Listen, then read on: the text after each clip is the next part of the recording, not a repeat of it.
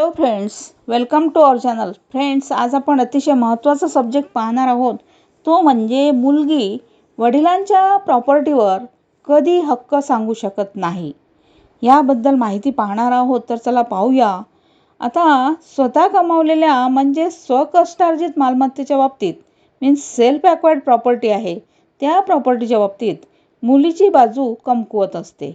वडिलांनी स्वतःच्या पैशाने जमीन खरेदी केली, घर बांधले, घर खरेदी केले, प्लॉट घेतले, तर वडील आपल्या इच्छेनुसार ते कोणालाही सदर स्वकष्टार्जित मालमत्ता देऊ शकतो.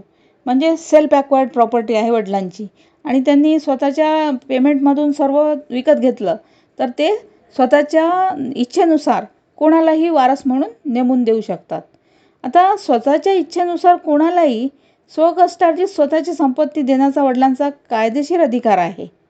म्हणजेच वडिलांनी मुलीला मालमत्तेत हिस्सा देण्यास नकार दिला तर मुलगी काहीही करू शकत नाही.